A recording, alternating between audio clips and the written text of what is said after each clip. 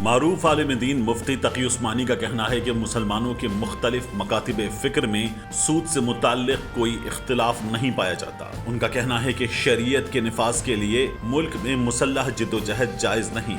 کراچی میں حرمت سود کے موضوع پر منعقدہ سیمینار سے خطاب میں مفتی تقی عثمانی نے کہا کہ میری خواہش تھی کہ سودی نظام کا خاتمہ ہو اور اس پر کام کیا جائے۔ حرمت سود سیمینار کا مقصد سودی نظام کا خاتمہ ہے۔ سود کی لعنت کو ختم کرنے کے لیے متفقہ طور پر آواز بلند کرنا ہوگی۔ انہوں نے کہا کہ متعلقہ اداروں سے مطالبہ کرتے ہیں کہ سود کے خاتمے کے لیے کوششیں کریں۔ بلا سود بینکاری کو عملی طور پر لاگو کیا جائے۔ مسلمانوں کے مختلف مکاتب فکر میں سود سے متعلق کوئی اختلاف نہیں۔ ایسا فورم وجود میں آنا چاہیے جس میں سلگتے مسائل پر متفق موقف پیش ہو۔ ایک موقع پر ان کا کہنا تھا کہ شریعت کا نفاذ اہم ترین ہے، لیکن مسلح جدوجہد کی ضرورت نہیں۔